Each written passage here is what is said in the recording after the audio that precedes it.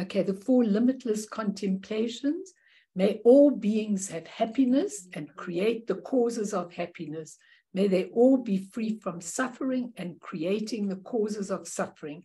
May they find that noble happiness, which can never be tainted by suffering.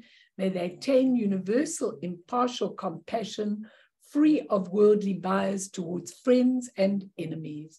Senjen damje dewa tang dewe ju tang din pa ju jik, dungal tang dungal chichu tang trawa ju jik, dungal mepe dewa tampa tang mindrawa ju jik, nearing chak tang ni tang drawe tang num chempola ni pa ju jik. I'm still croaking a bit, I'm so sorry. Just doesn't go away, but she did warn me, the doctor, it would go on for weeks, you know, that coughing and everything, which is ridiculous. So tell me if my voice sounds terrible. So we're going to do developing awareness, the theme of Jigme Lingpa's aspirational prayer, part 5. So please, if you haven't done the others or you've missed a whole lot, go back. It's so easy on our website to just go back and get them. And you can listen while you're doing all sorts of other things, but it's important because each thing that he teaches is really, really vital. So I want to start off with a story, as I always do. There's a story behind the establishing of the Nobel Prizes, the supreme awards for achievement in the arts and scientists. Alfred Nobel, a Swedish chemist, made a fortune by inventing more powerful explosives and licensing the formula to governments to make weapons. One day, Nobel's brother died, and one newspaper by accident printed an obituary notice for Alfred instead. It identified him as the inventor of dynamite and the man who made a fortune by enabling armies to achieve new levels of mass destruction. Nobel had the unique opportunity to read his own obituary in his lifetime and to see what he would be remembered for. He was shocked to think that this is what his life would add up to be remembered as a merchant of death and destruction. He took his fortune and used it to establish the awards for accomplishments in various fields which would benefit humanity. And it is for that, not for his explosives, that he's remembered today. When Nobel was at his most successful, he was working against life and against friendship. Then he realized what he would leave behind if that were all he did, and gave the last part of his life another direction. Now, I think that's quite an important story because none of us are famous or going to have great obituaries. But, you know, when you look at obituaries, when you look at people, like I was looking at that poor Sinead O'Connor, the singer, the Irish singer, and I thought to myself, you know, it's so sad. Her life was so sad. She did manage to do a lot of good things, I think, but she also was so mixed up. She had such a traumatic background and everything. So now she was all over the papers and all over the TV. But one wonders, you know, then in the end, she became a Muslim, which is quite strange after fighting for rights and everything. But you know what? It's very important for us to look at this story and to know 2 things. One, that Rigpa is in our suitcase. Awareness is in our suitcase when we have to leave this earthly life. That's point number 1. And point number 2, what are people going to say about you? You know, even your own family. What are they going to say about you when you're gone? She was the sweetest person. She always gave. She always did this. What you're able to give in service is what is important, but even more important, which is what Jigme Lingpa's tried to say, is that when you have got your opening of your nature of mind, of your awareness luminosity, your awareness luminosity, when you've got that ready, then automatically you do beautiful things. And that's what Dzongkar Rinpoche really, really says a lot of, that then it comes naturally. So best that we really try and get that developed now. And just a mere thought that this prayer is a mind treasure, okay? A doha, but a mind treasure. It means it comes into the mind by Guru Rinpoche. He leaves it in the mind of his disciples. They suddenly remember it, and it just comes naturally and spontaneously. Please do not think that this is for only masters. It's not true. It's for you too, because we work all the time holding on to that human part of the mind. And intellectually, we're going to talk a little bit about that today. Intellectually doing what we do all the time and thinking everything away. And I was thinking to myself that the fact that this doha has been translated into our language is a miracle in itself. And the fact that you're sitting here on a Monday morning and I have you and we can discuss this is miraculous. What it means is that all of us have amazing merit. If you do notes, write merit in big things, because merit, people think if you've got merit, then you have good health and you have wealth and you have happiness and you have all these things. You know, that might be, you might have a lot of those things. It is all that stuff. But it's the merit to open your mind into your true nature. You need a merit, because if you look around the world, there are so many people that absolutely and totally do not even want to find anything spiritually. They're just quite happy to go on with their life. And if they have enough merit so that they've got enough of what they need, or they've got wealth, or they've got lovely things, it's that merit to wake up is one of the most beautiful merits that all of us have got. And do not forget that. It's really important. The fact that we are here when we've got difficulties, real difficulties, which I know a few of you are struggling with things at the moment. Don't give up. Don't submit to those difficulties as though they were tangible. Don't do that. Allow those difficulties to come up and see what the mirror is showing you. Use your Rigpa, your awareness, to see why this is so difficult. It's clear if it's so difficult that you'd made it difficult for other people before, or you hadn't seen the light when you had a chance before. That's what it means. Those difficulties are to look at things differently and never give up, because remember, your true nature is not at all affected by your difficulties, by your depressions, by your pains, by your poverty, by anything. It's not affected at all. So therefore, isn't that the insurance policy to go to that? And I want to just give you, I'm going to just introduce a few other things, and then we'll go straight onto the text where we were. But you know, I listen a lot to Dzongsa Khyentse Rinpoche. Remember that I taught you about Choki Lodro long ago. I gave you his whole life story, quite a bit longer. And this is his next incarnation, okay? And I love this being. I really do. What I love most about him is, like, he's a thoroughly modern person. You can all listen to his stuff, particularly over the holiday. He's a really modern person who speaks a good English and everything. But clearly, when it comes to serious topics, you can see when he actually comes out with things. So he makes out that he's nothing, but he actually knows what's potting, let's be honest. And I love to have him on in the bathroom when I'm finished my shower. You know, I've always got him on and I'm listening to him. Then afterwards, I try and run into my room and write down, because otherwise, if you listen to tons of stuff, you can't remember it afterwards. So I write down. So he was doing this beautiful series called The Reign of Wisdom, which is all about the dohas that Chogyam Trungpa Rinpoche wrote about, okay?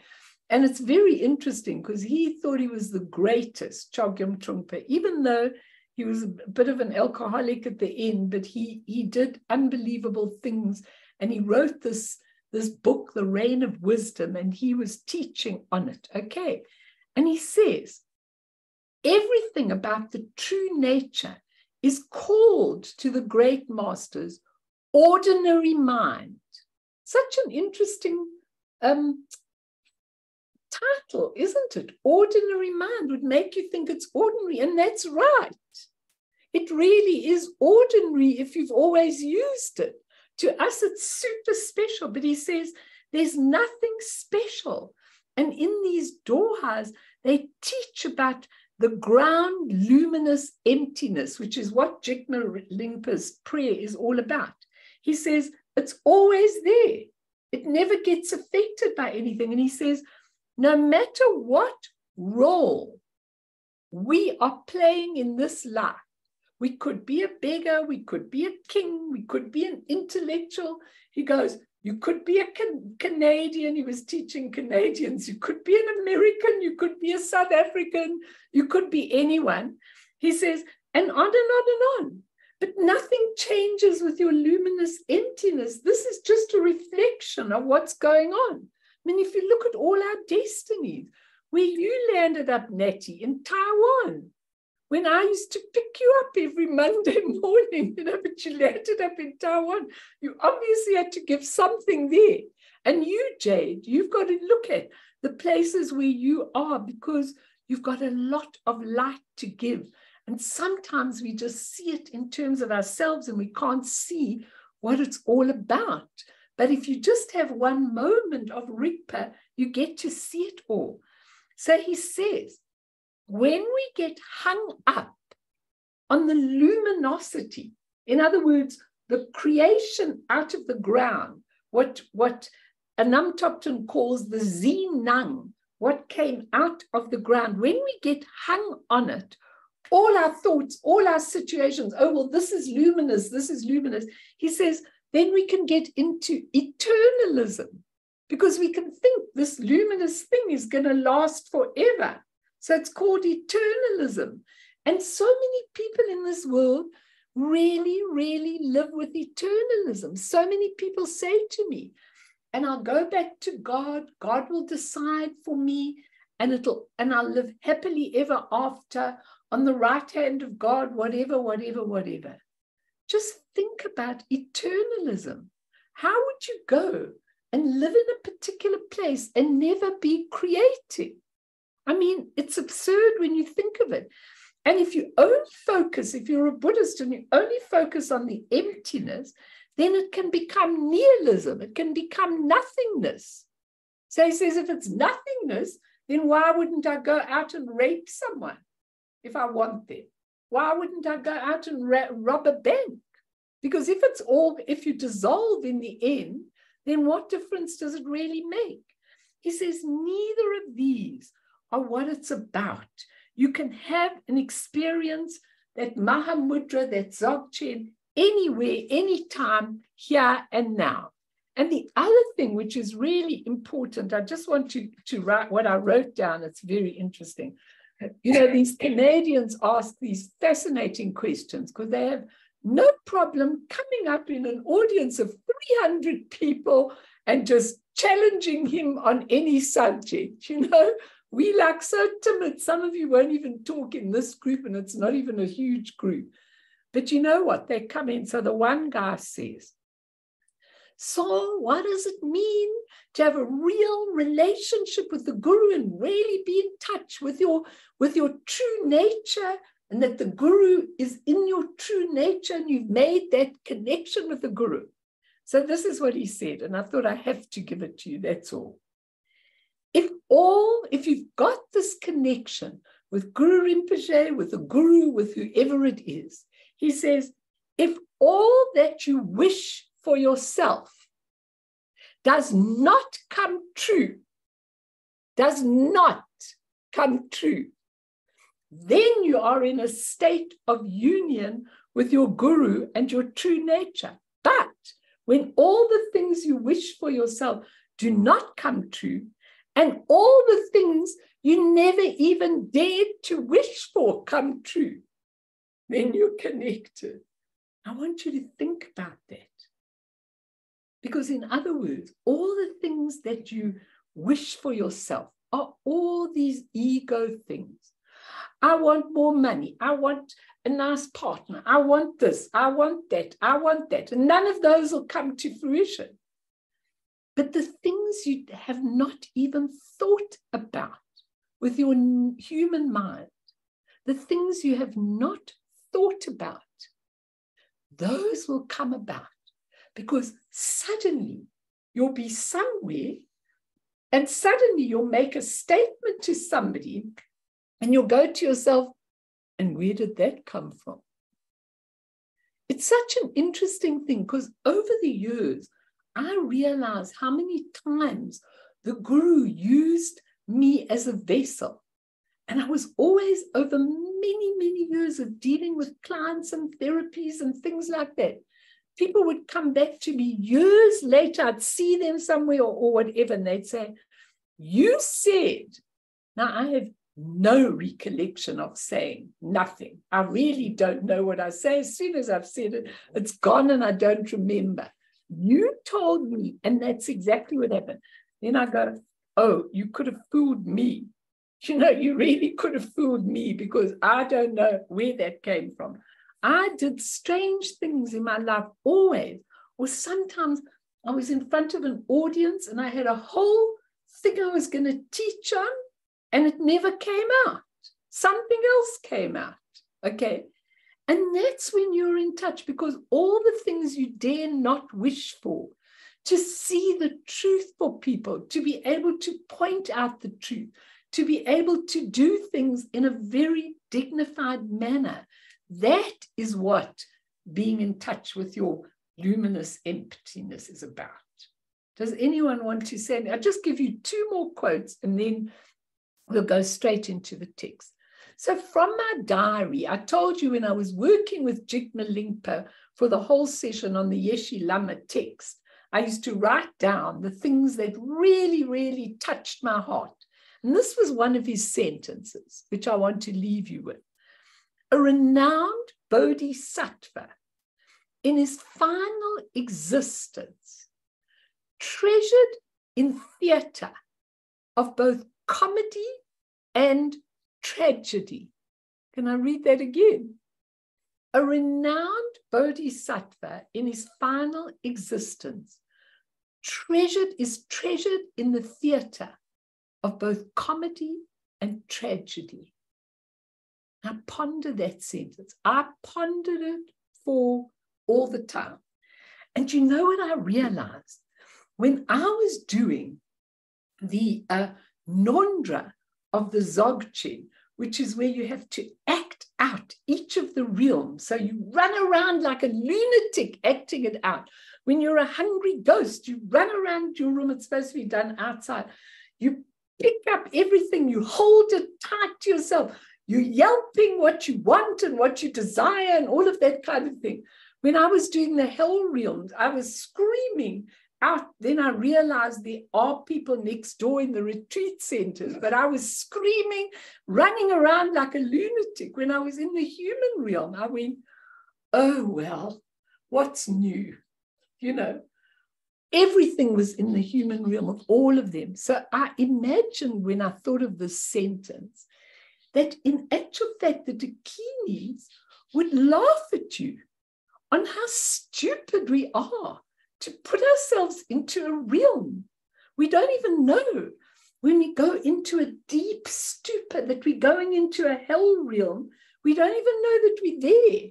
We just carry on acting it out.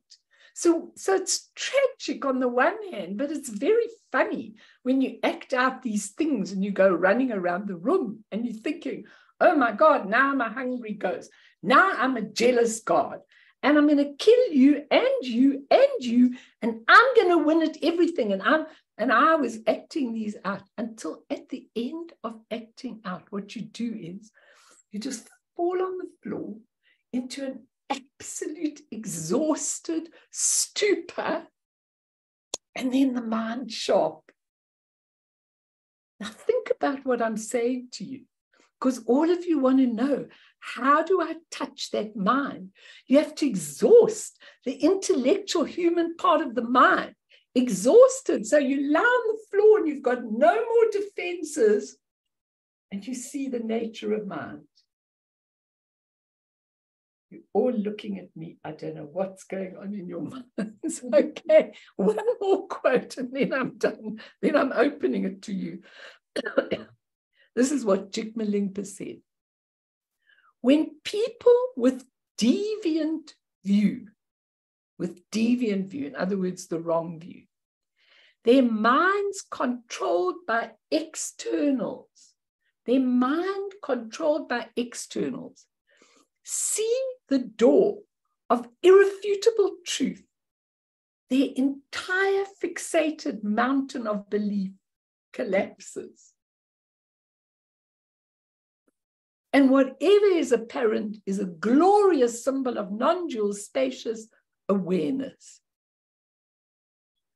It's so important because honestly, we have to exhaust this mind that goes on and on, thinking, I'm in the wrong place, I'm in the wrong thing, I feel so awful, I'll hate this, I do this. It's an obsession. And suddenly when we are exhausted, we just give way. And there is the nature of mind. That's why what Talopa did to Naropa, he gave him all these things he had to do. And he was exhausted when he finished. He was absolutely exhausted. And then the nature of mind can come in. It's sad. Why do we have to be exhausted for the nature of mind to show you what it is? Any comments, any questions, any challenges? I'm so happy to have them. Listen, I pick out when I'm doing these lectures what I think might help you to really, really see. I don't mind if you leave it a little bit open because it's very hot. Sure. Anybody want to say anything, ask anything with my rather dramatic introduction? Anybody? Is it okay? Nothing to say. Please feel free to say. It's really, really okay. I want you to understand this.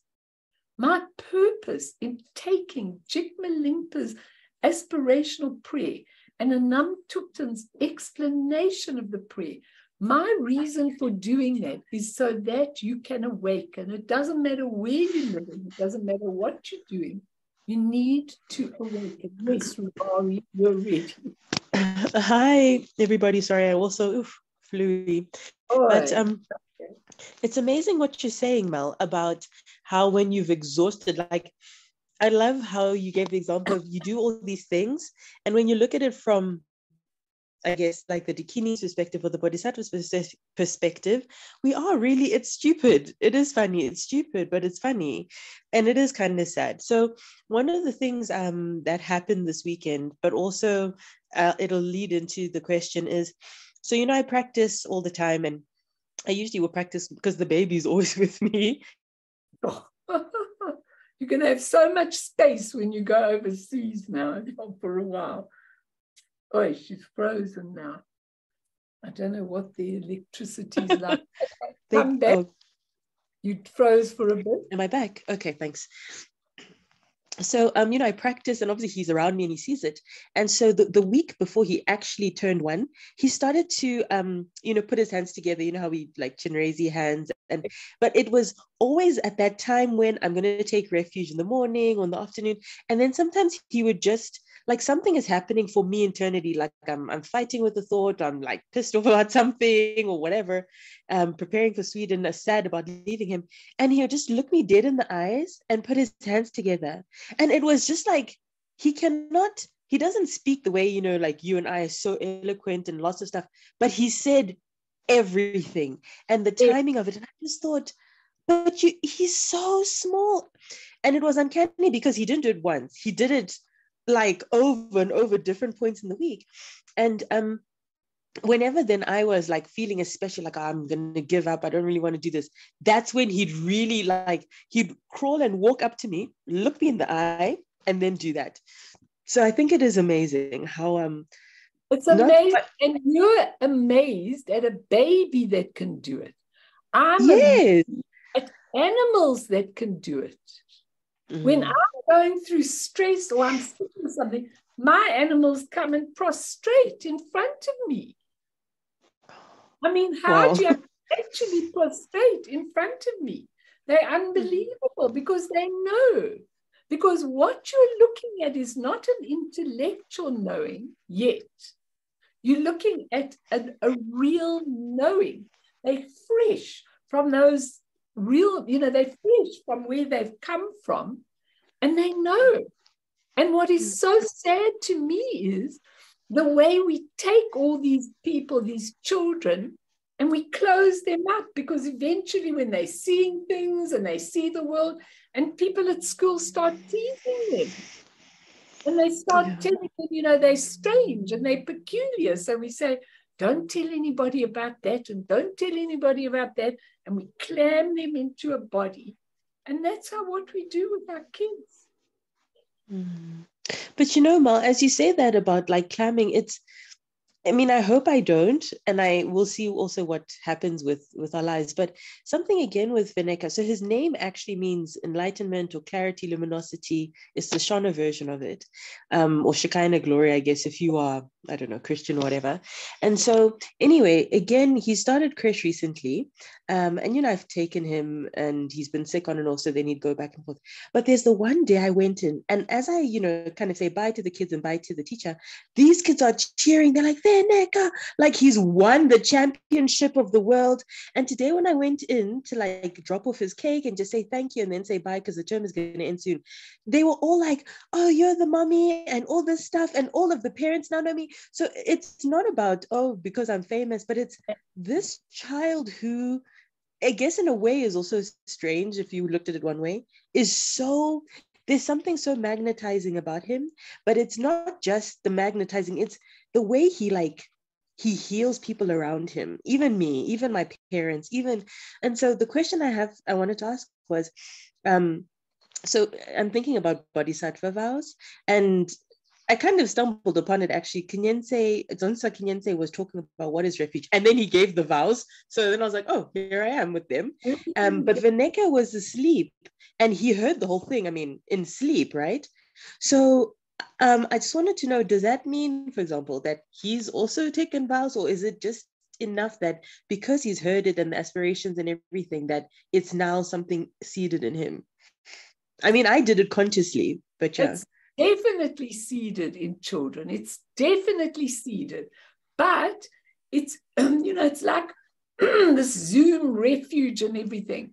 It's definitely seeded, but you actually need the actual power from the Lama, to actually make it. But it's fascinating that he was there. And that will hold him in good stead for his whole life. And then when he's older, he'll go and take his own vows if that's what he wants to do. It just depends on the child. But yes, it definitely does. And it's amazing how many times we are around the lamas when a refuge ceremony is taking place, and we've got our babies and things like that. I wish I'd had my children around that. And I think it's really an important thing, and they definitely do get it. But of course, as they get older, they've got the choice of whether they want to do it or not. It's up to them. So that's very important, I think. It's wonderful that. And I think they're just natural. They're natural to the whole thing. It's we who are just so unnatural. That's why it's called ordinary mind. Very important. Anyone else want to say anything? Are you cold? Oh, there he is. Good. Oh, good. No, my husband just brought Yeshi from the vet. He says, good. That means he's seeing out of that eye. Yay. Sorry. That's such good news. Good boy. That's good. Okay. So anybody else want to say anything?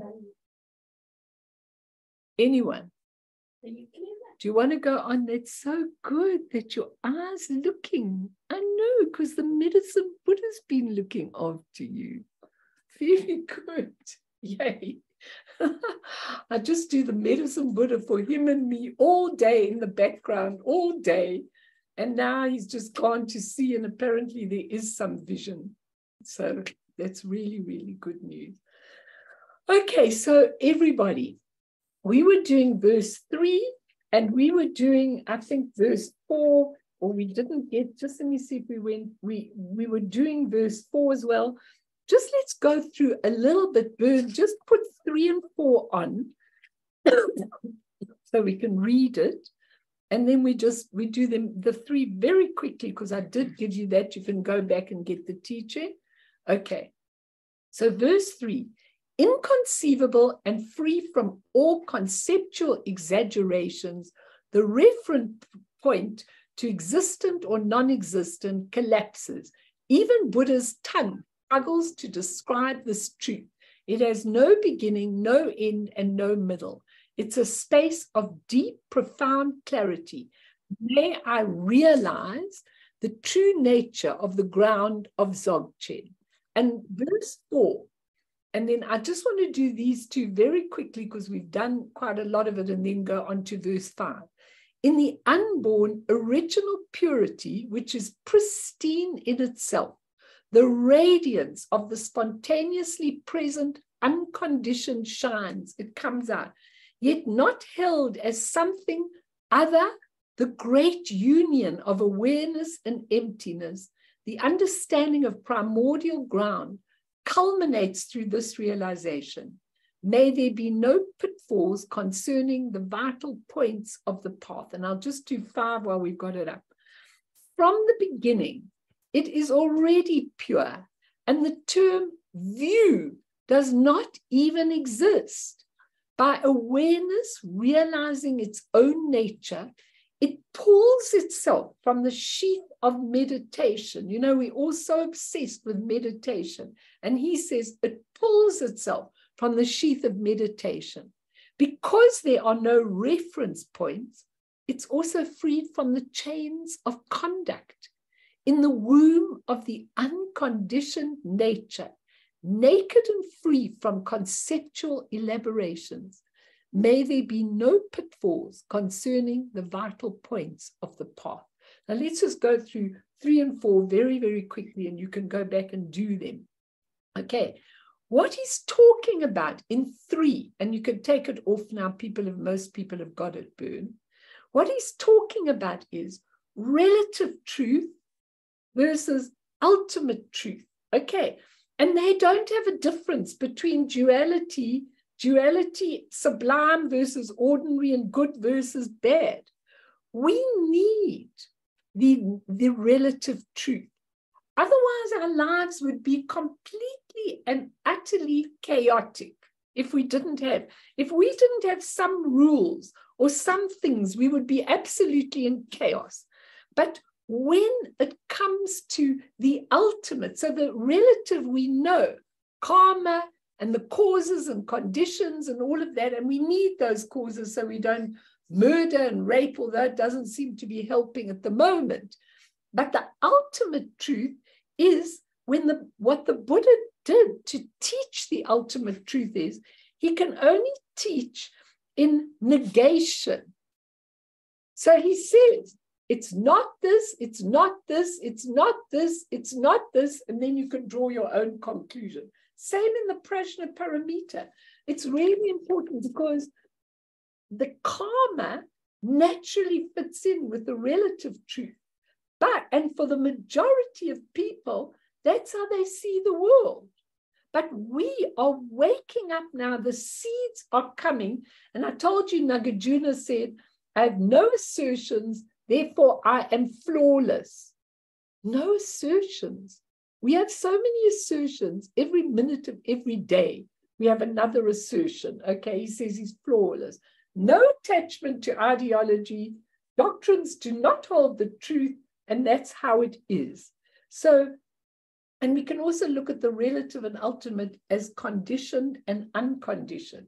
So the ultimate is totally unconditioned. And some people like to say, oh, it comes from a higher consciousness, okay?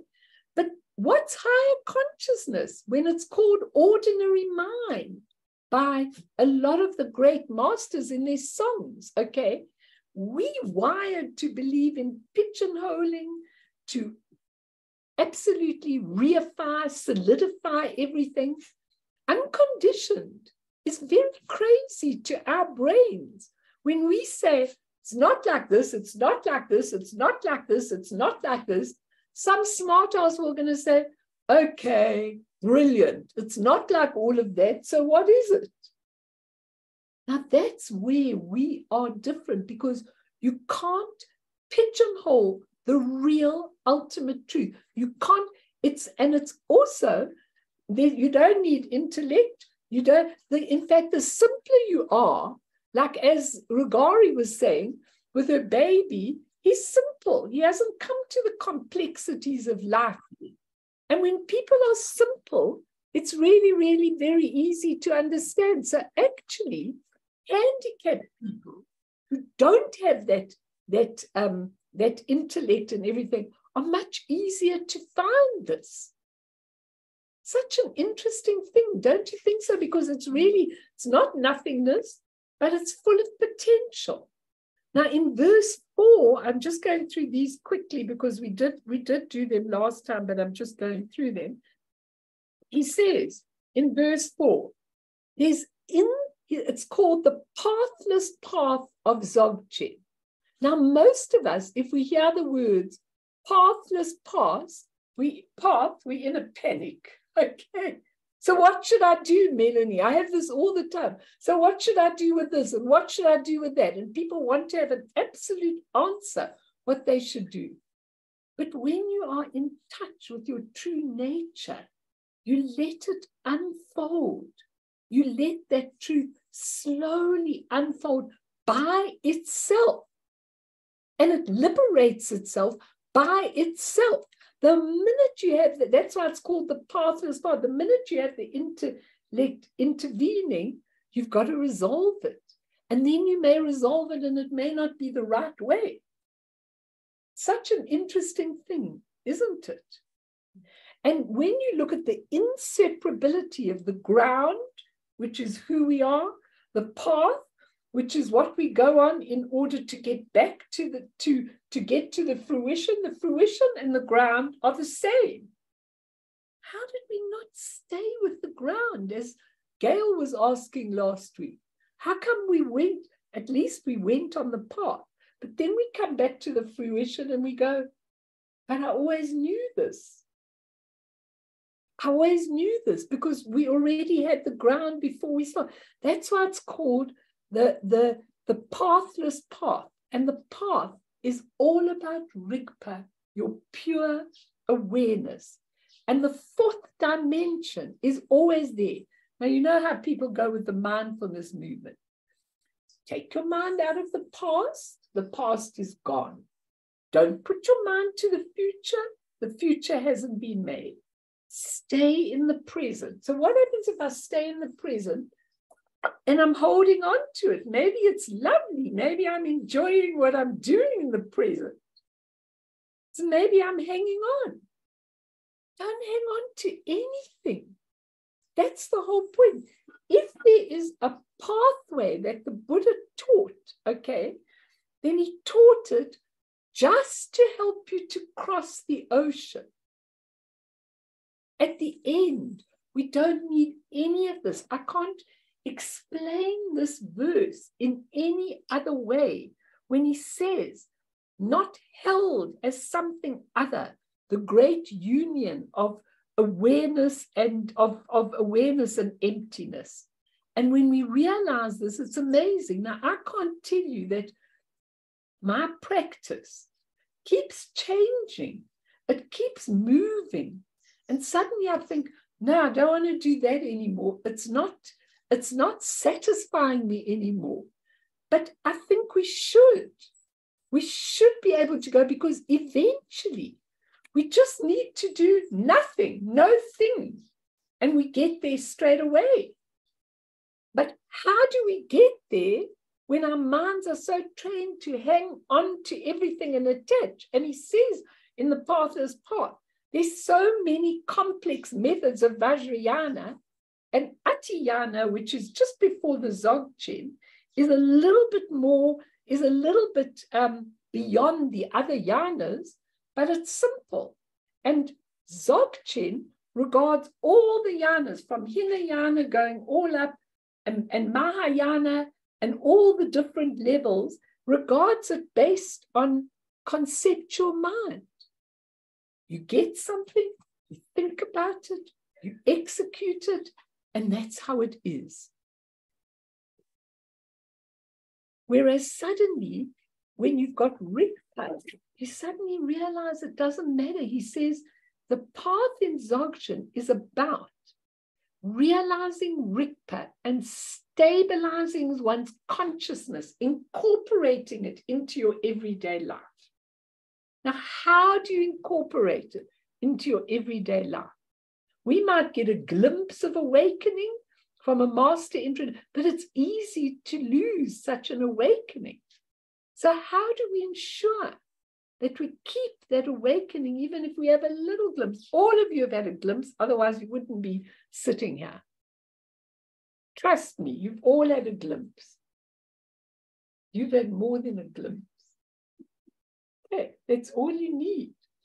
Absolutely all you need. It's really, really, really important. And he says, going on, please butt in if you want. The traditional metaphor says that kleshas, those are your negative emotions, are like dust on a royal mirror. Dust on a royal mirror. The royal mirror remains even with the dust. When the dust is removed, it can reflect an image. So when our consciousness is gripped or shrouded in all our negative emotions, negative things, depression, anger, whatever we are clutched on, okay, then when it's gripped, its nature is always Rigpa, pure and enlightened. Rigpa is not an altered state of mind. It's simply the nature of consciousness, unconditioned, uncontrived, at times veiled, at other times unveiled. Nothing more. It's so simple. But that's the trouble. We can't appreciate simple things.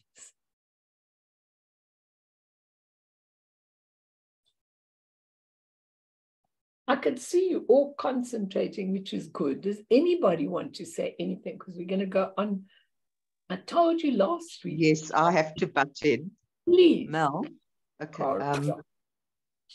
You just said it. Once one has, and you're right, we've all experienced a glimpse of Rigpa, then it's very easy to put oneself back into the state. I think. Do you? I know. I don't sleep. I really haven't slept now for, I don't know how many years, but I put myself into a Rigpa state. I am in incredible pain, and then it gets to a state, okay, late afternoon, especially in winter, then I say, okay, and then that is it. I can just... What do you do? Tell us what you do. Okay, as soon as I have a thought, and I mentioned this, I think, in one of my first things with you, but I didn't, teachings with you, it probably didn't come out clearly, but it's just brought it up again, because I get stuck with words, as you know, is negation. When, like you said, we feel anger, straight away I say, use the direct opposite. And okay, that's not joy or whatever you want to say. Direct opposite of anger is not anger. Okay. When you say, or if you are impatient, the direct opposite of patient isn't impatient. It is not patient. Very good. If you're not, okay, is not impatient, something happens. You jar yourself, and you can all try it.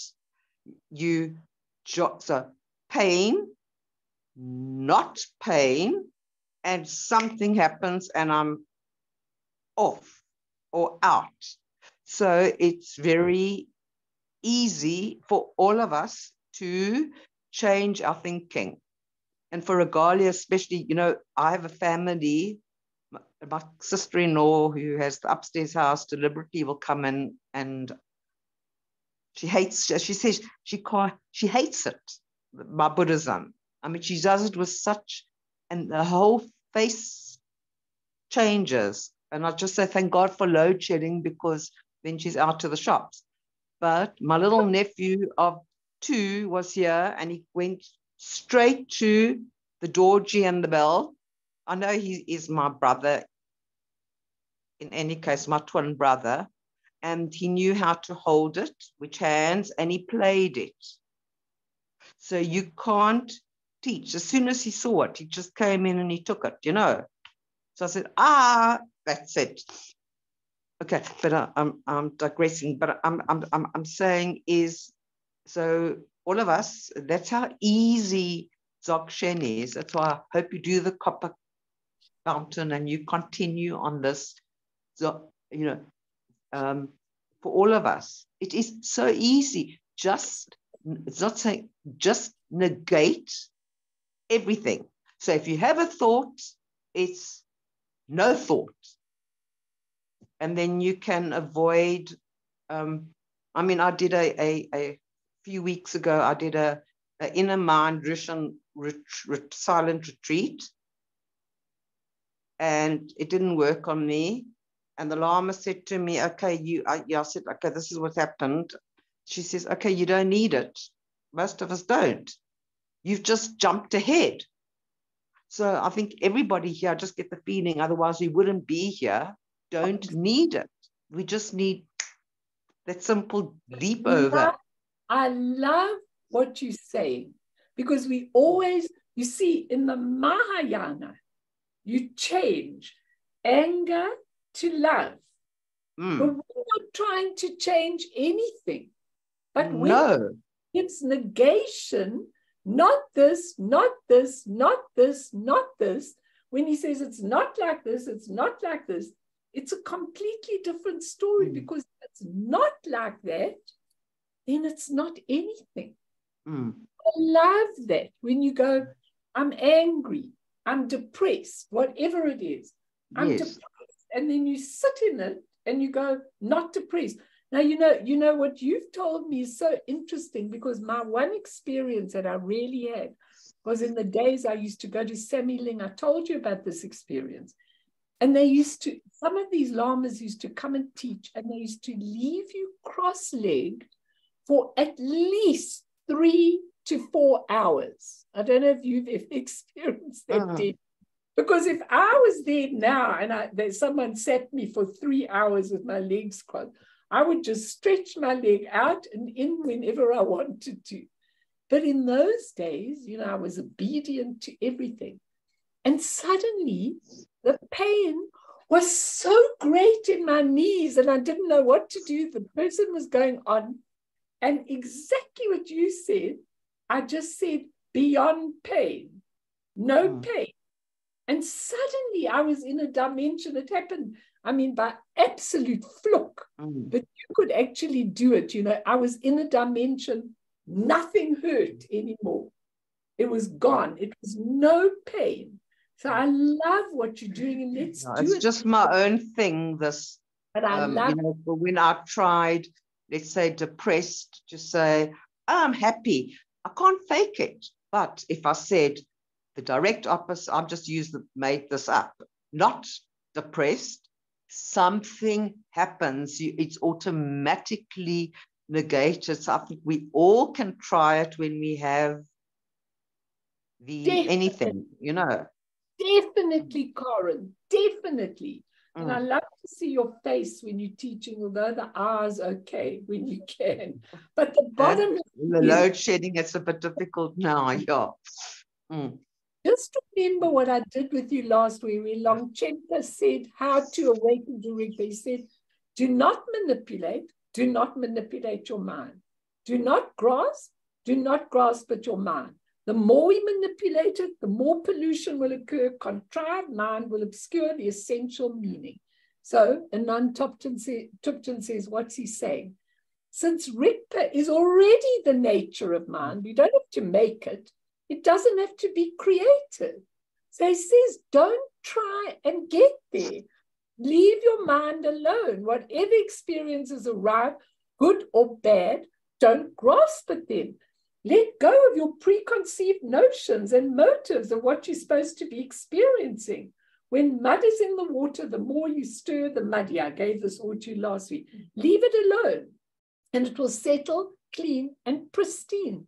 Liberation can happen even in the most difficult of circumstances.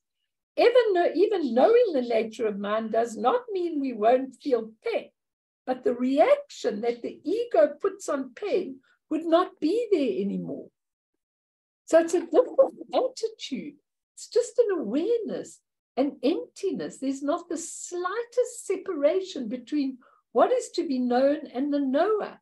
It's the Buddha within the Dharmakaya mind, but it's not solid nor some kind of thing.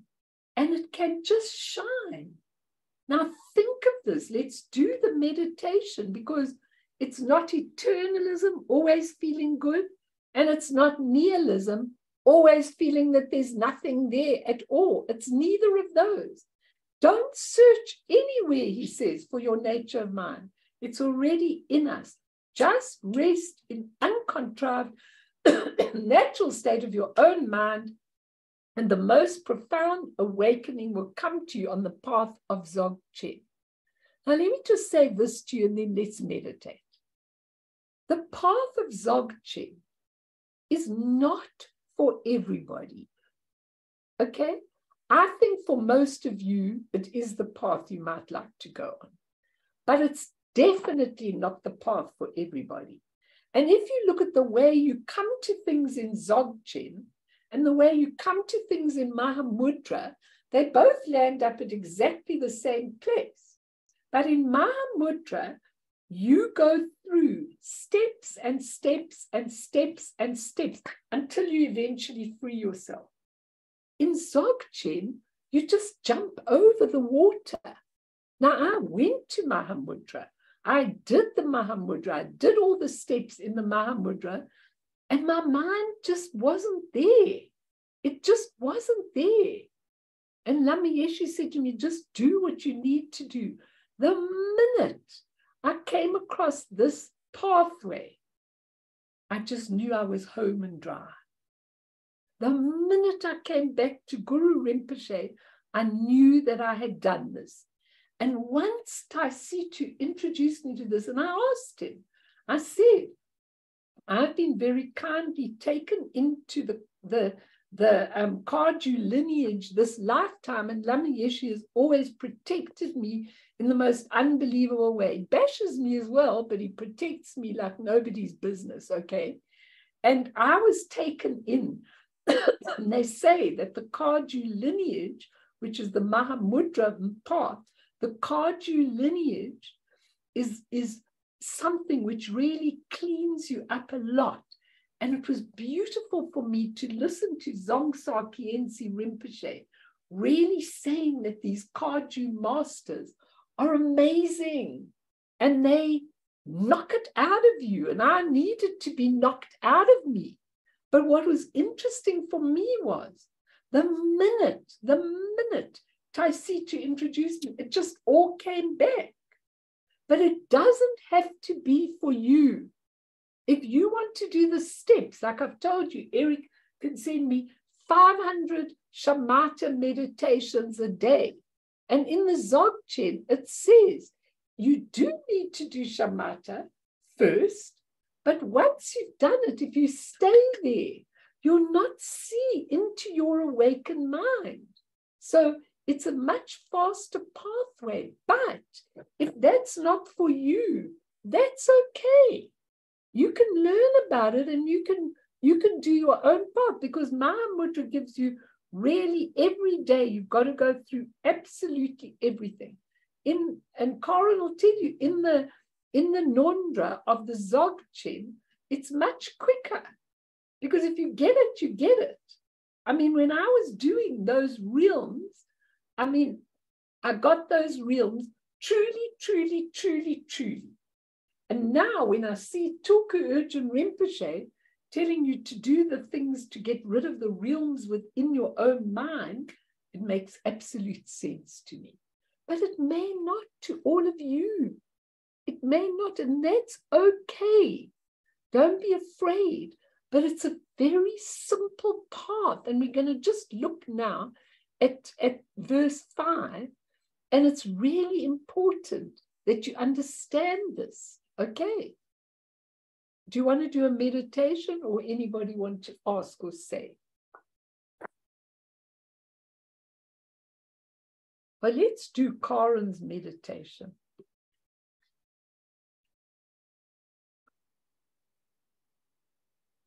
Breathe in and breathe out. Don't hang on to the breath.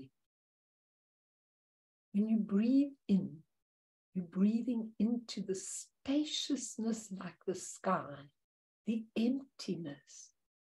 Breathe it in and know that in that spaciousness, there is room for everything.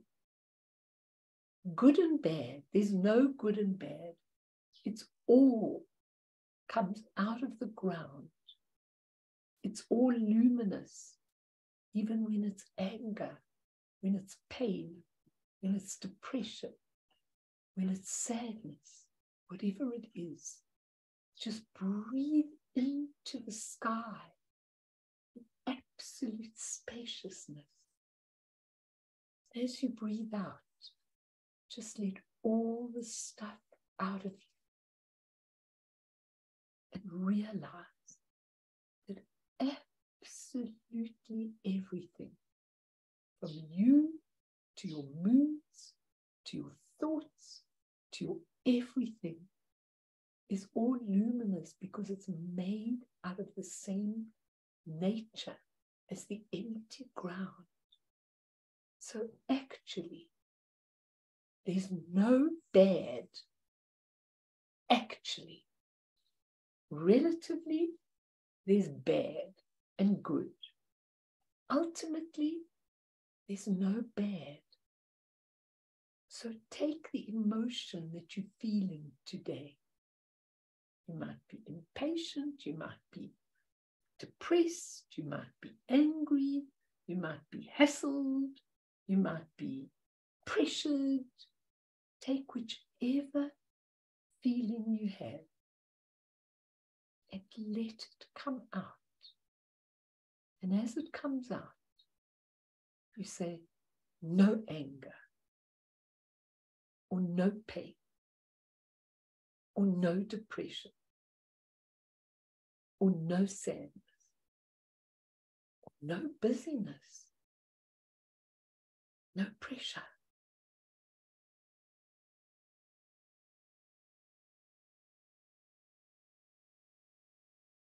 It's not that the opposite of your anger is love, the opposite of your busyness is nothing. It's just that these are no things ultimately. And while you're sitting in the state of meditation, there's no thing. It's all just created from the spacious ground. It's luminous. It plays itself out and it comes back into the ground. Don't hold it. Don't grasp it. Don't manipulate it. Don't analyze it. Don't any of those things. Just let it go into know this, know that, know the other, know the other.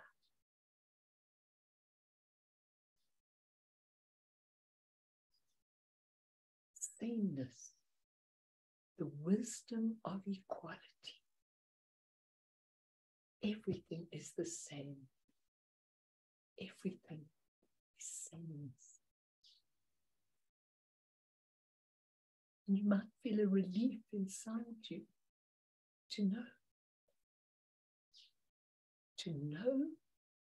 to be aware is the only thing you need. So I'm aware of this pain, but there's no pain. It feels as though there's pain. Actually, there's no pain, and there's no depression, and there's no anger. Just let it be.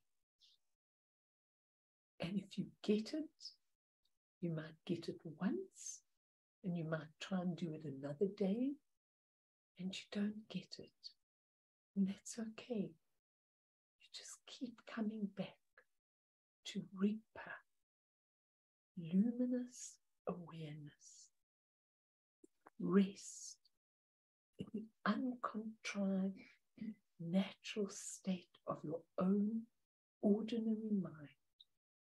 The most profound awakening will come to you on this path.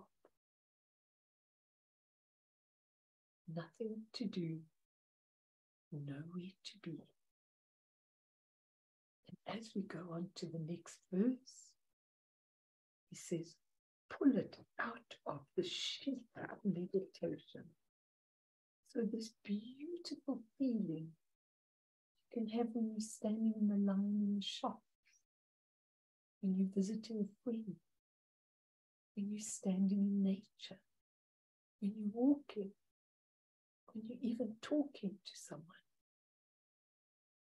Know this, know that, know the other.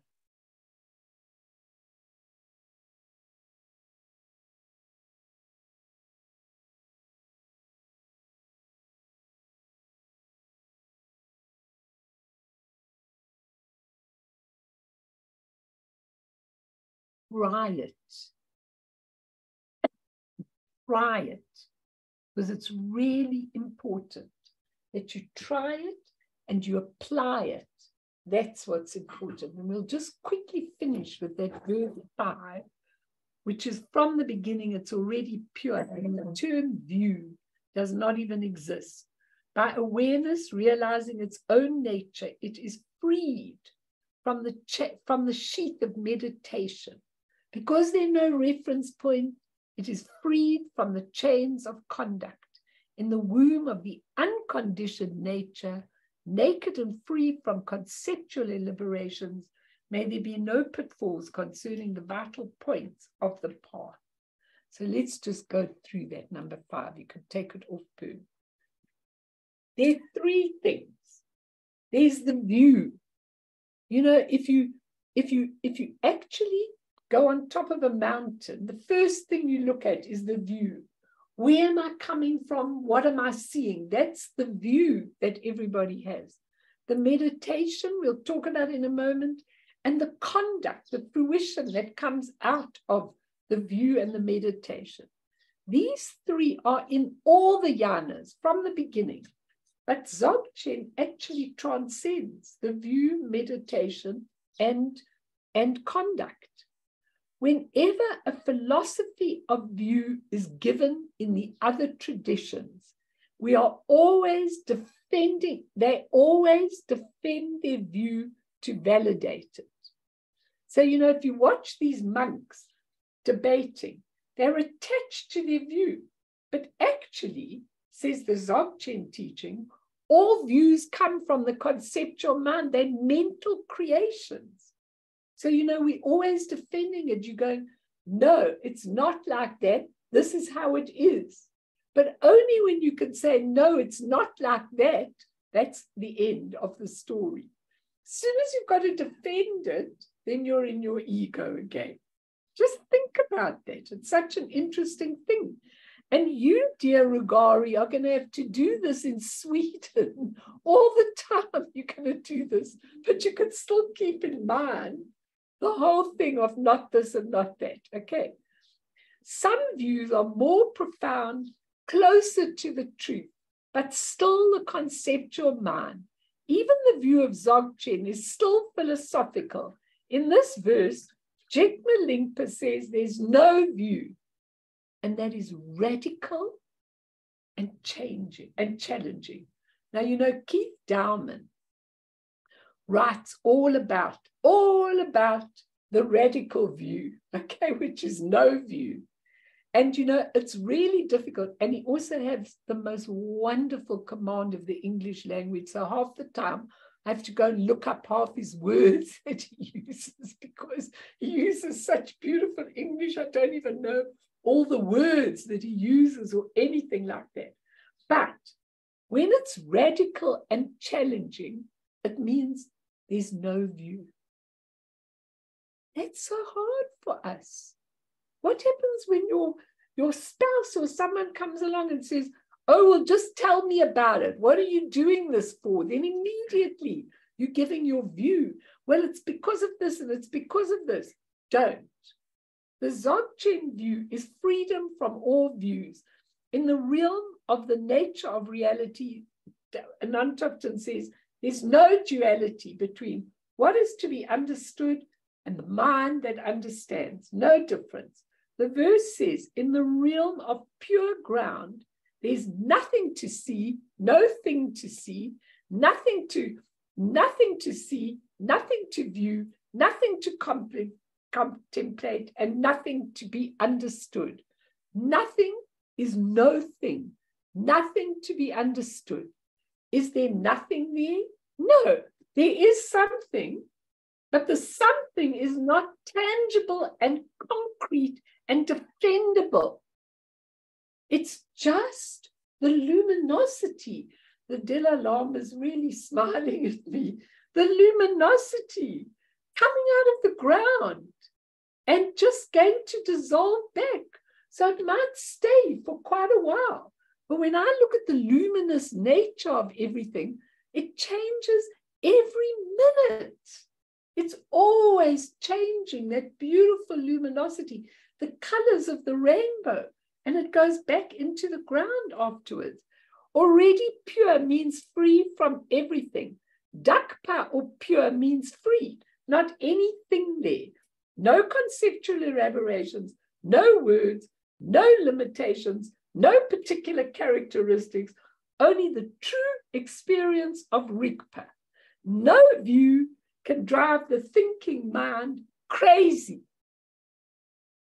Can drive the thinking mind crazy.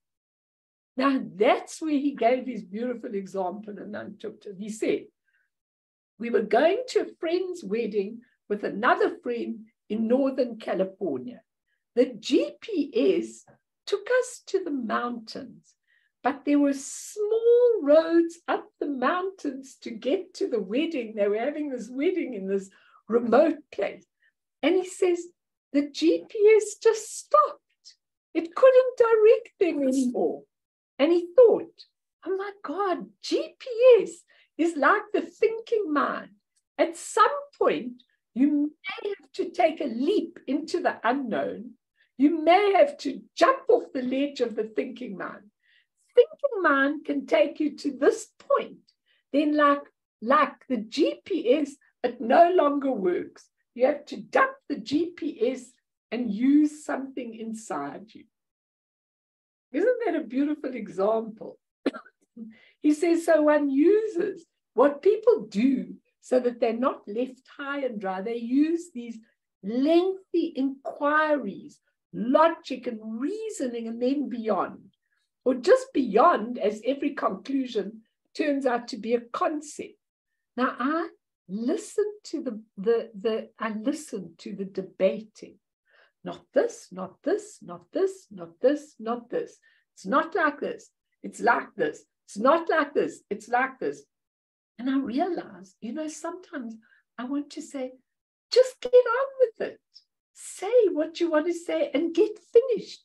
We never get finished with what we want to say.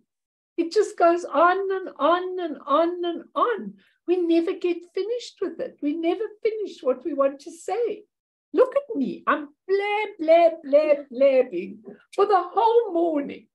Okay. I'm never finishing what I want to say to you.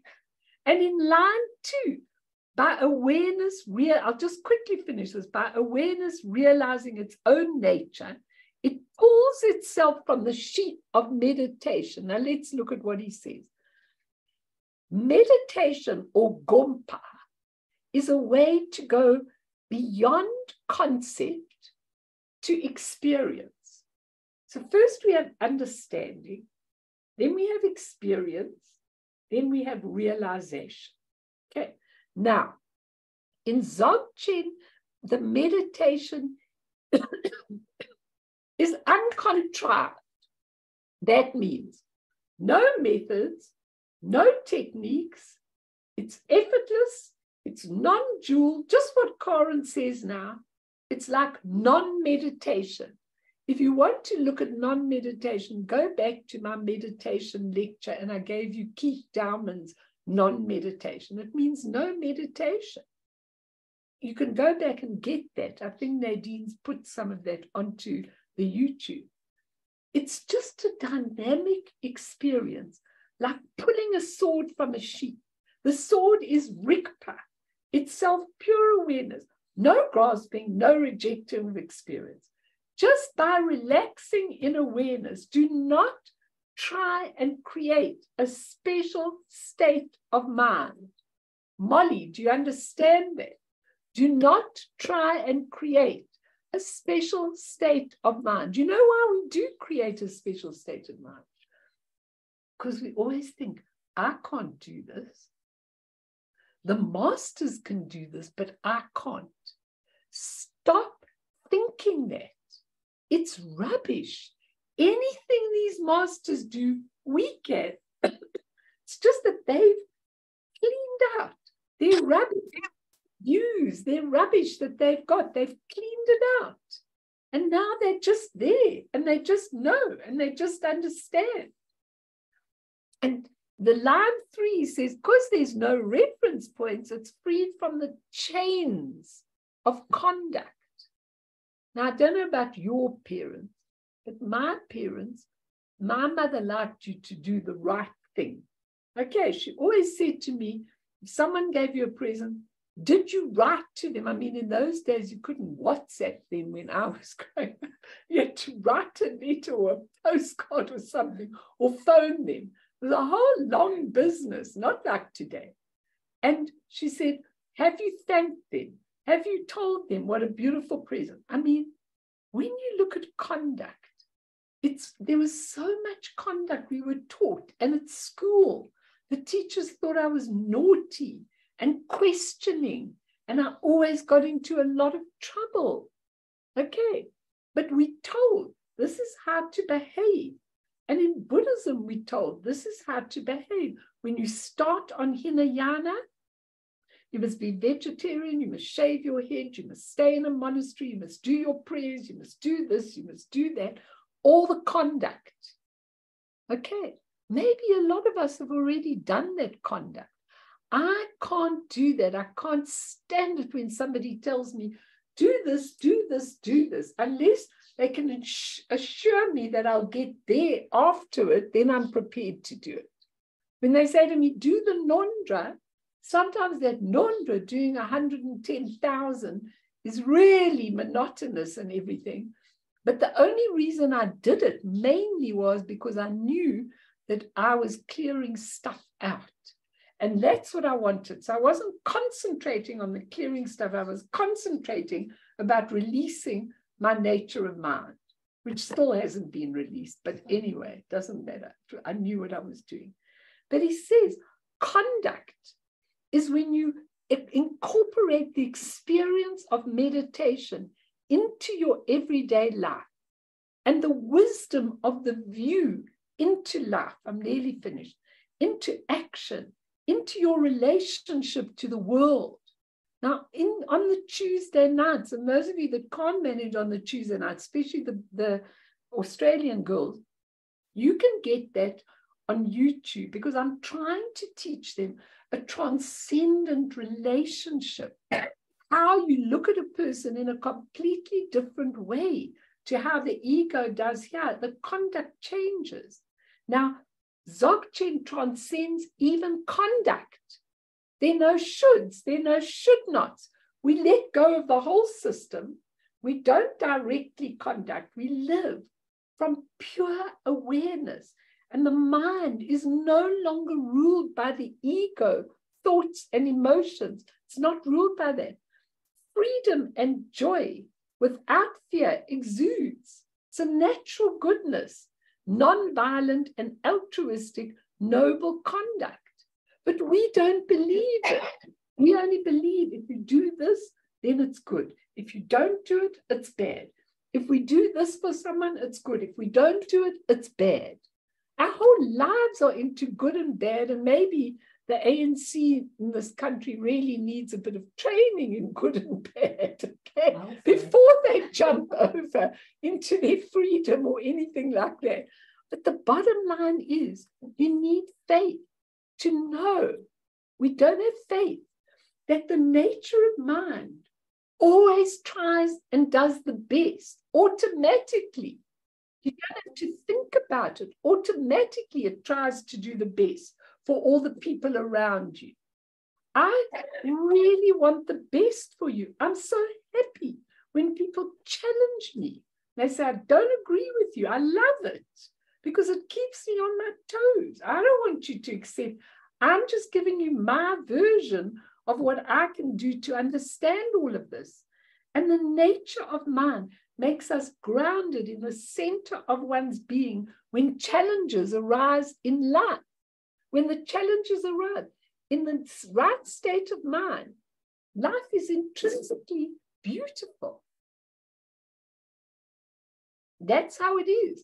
We can't see. Remember, I started off by saying, the Buddha said to Shariputra when he said, but I can't, why haven't you created a pure world for us? And Shariputra said, and the Buddha said, because you can't see the pure world that I've created, that doesn't mean it doesn't exist. Now think about that. It's so interesting. Of course it exists. If the Buddha was in it, he created a pure world, but we can't see it. And we need to look at this. And then the next verse is about avoiding the pitfalls on the path, which we'll do next time. We'll try and bring it all together if I can. It's a pity that I go blabbing on other things. I must just go on these verses with nothing else. But it's really a beautiful way of life when you trust that intrinsic nature. You trust it. Most of us don't trust it. Not that we don't trust it. We don't trust we've got it. Isn't that really what it's about? We don't trust we have got it sufficiently. But we have to trust it because that's what it's about.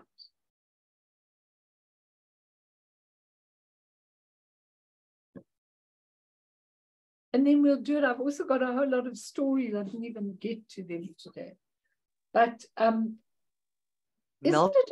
Yes, please, my daughter. Please. I love to hear your voice. What you said today was so valid.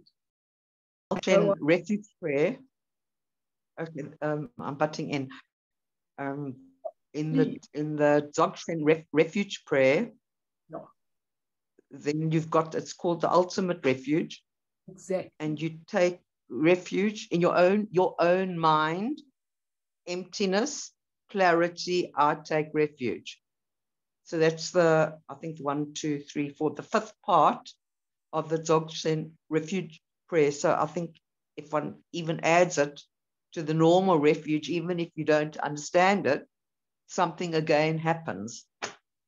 And you know, Thubten Rinpoche does it so beautifully because he says, when you originally take refuge, you take refuge in the Buddha, the Dharma, Sangha. When you go a step further and you're now going to more Vajrayana, you take in the Guru, the Yidam, and the Dakini. You still got Buddha, Dharma, and Sangha. And then he says, in the ultimate refuge, you take refuge, which I do every day, in the Dharmakaya, the Sambhogakaya, and the Niyamanakaya, which is exactly what you're saying. Because those three, the Dharmakaya is the ground, the Sambhogakaya is the expression of the ground within you, and the Niyamanakaya is how the compassion goes out. And so you take refuge in those, you take automatically in the others. And it's really, really beautiful. I do that thing every single day. I go like this every day. I do the ordinary refuge. But yeah, that's also included. Yeah.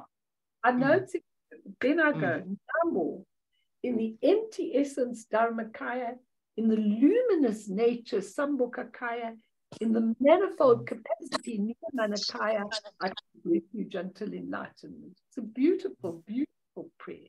And then the Bodhicitta also. So you can do it. Does include. I know it includes, and it's funny because very often, I mean, Jigme Lingpa said, give up your ninefold practice, outer, inner, and secret, and just stare into space. But we, you know, I mean, if you've got a little master or a little lama living in the next door cave, and you can run in and ask him, give up everything else. But we need to do kind of like a lot of them are doing the Nondra, and it's good. Do the Nondra, it clears you. But also put your mind to the ultimate mind. Really, it's important. So I'm happy to answer any questions, but let's just dedicate to all sentient beings, to all those lost, to all those in the wars, to all those struggling everywhere. We dedicate these prayers. May some meaning and some little thing go out to them. And through this merit, may we achieve all-seeing Buddhahood, and thereafter, once all harmful enemies have been defeated, may all beings be liberated from the ocean of existence, stirred by the waves of birth, old age, sickness, and death. Sonam die tamche zipane, topne nepe dranam pamshene, Jeganachi balak dropaye sipe sole doa dro warsho. So, let me just get that.